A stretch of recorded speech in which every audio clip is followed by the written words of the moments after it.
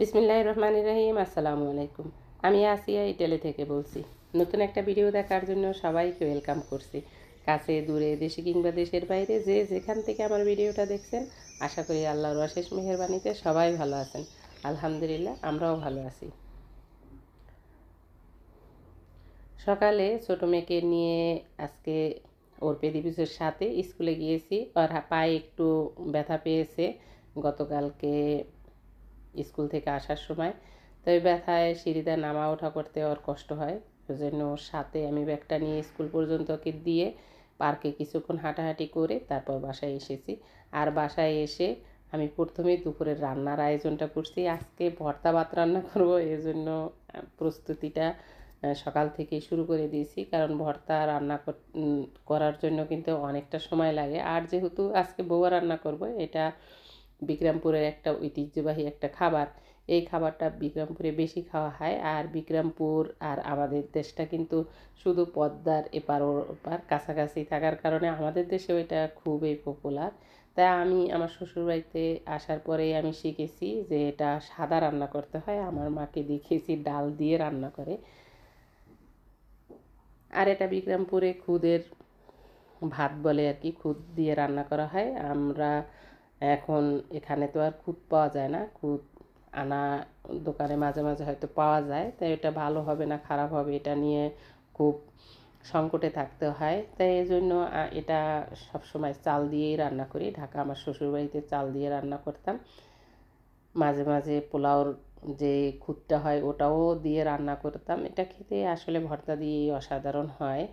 তো এটা আমাদের বাসার সবাইও খুব পছন্দ করে। তা আজকে আমি রান্না করলাম। চালটার ভিতরে আমি এখানে একটু আলু দিয়েছি আর গরম মশলার সাথে পোলাও রান্না করার মতো আমি চালটাকে ভালোভাবে ভেজে আর পানিটা পরিমাণ মতো দিয়ে এখন দমে বসাই দিব।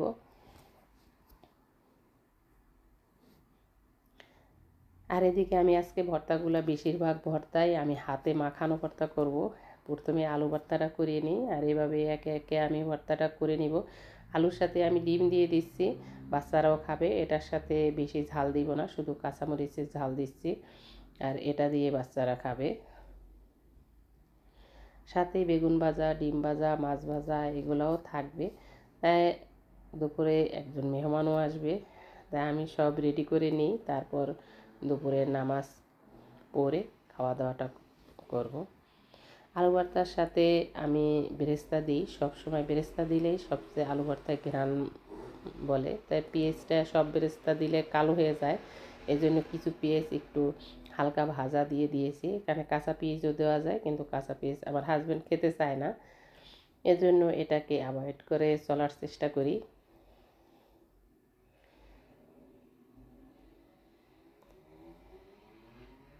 আমার চ্যানেলে যারা নতুন তাদেরকে অনুরোধ করব, প্লিজ আমার চ্যানেলটা সাবস্ক্রাইব করে পাশে থাকা অল অপশনটা সিলেক্ট করে রাখবেন, তাহলে ভিডিও আপলোড দেওয়ার সাথে সাথে নোটিফিকেশন পেয়ে যাবেন।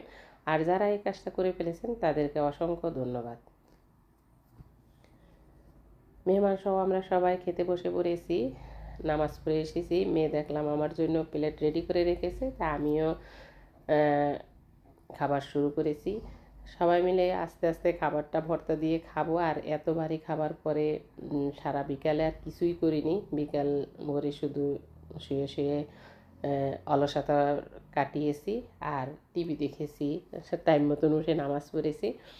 রাতের খাবার বানাবো এই টাইমে মেজো মেয়ে বলতেছে ওর একটা ভিডিও তৈরি করতে হবে। তাই ওর ভিডিও তৈরি করার জন্য সেমাই লাগবে, এটা ওই রেসিপিটা লিখে দিয়েছে। এখন এটা ভিডিও করে, বাসায় সেমাই ছিল না, ওর বাবাকে ফোন করে সেমাই আনার ব্যবস্থা করেছি।